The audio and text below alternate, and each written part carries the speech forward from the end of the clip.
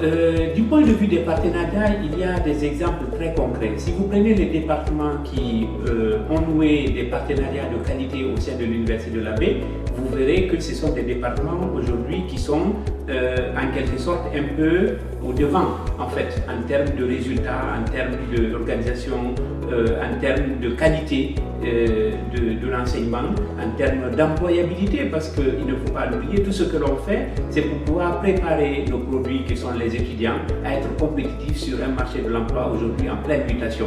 Et donc, parmi les réalisations majeures ces dernières années, dont on peut aussi être fier, toute la communauté peut être fière de ça, de l'Université de la Baie, à la fois le personnel administratif, le personnel enseignant, parce que tout le monde est impliqué, voyez-vous, dans l'obtention de ces résultats, mais aussi des étudiants, c'est d'avoir pu asseoir une véritable culture projet et une culture numérique au sein de l'Université de la Baie. Ces des éléments sont essentiels pour aujourd'hui une université qui se veut moderne, qui se veut compétitive, innovante sur le plan à la fois ici sous-régional mais aussi international. Et les dernières années ont été marquées par une ouverture sans précédent. Au cours des 4 dernières années, l'Université de la Baie a signé 70% des conventions qu'elle a signées depuis son existence. C'est un résultat fondamental qui dénote de l'accélération de l'ouverture de l'université, mais qui est aussi marqué par la dynamique aussi projet, parce que ces conventions sont souvent basées aussi sur des projets concrets qui existent derrière. Et cela a permis aussi de développer donc la dynamique projet de l'université. Au cours des 4 dernières années, l'université est passée de 4 projets élaborés depuis son existence à une trentaine de projets aujourd'hui de dimension internationale, dont des succès. Cette année, nous avons déjà 3 projets européens Erasmus+, qui sont en cours de mise en œuvre. Nous avons une dizaine de projets sur le plan national, financés par le Fonds compétitif FCE-BAS, que l'université n'avait jamais bénéficié avant donc, ces 4 dernières années.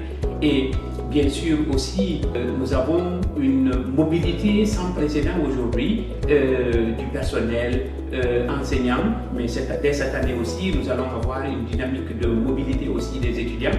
Pour la mobilité internationale entrante, nous avons multiplié ces 4 dernières années cette mobilité par 3. Et au niveau de la mobilité sortante, elle a été multipliée par 7.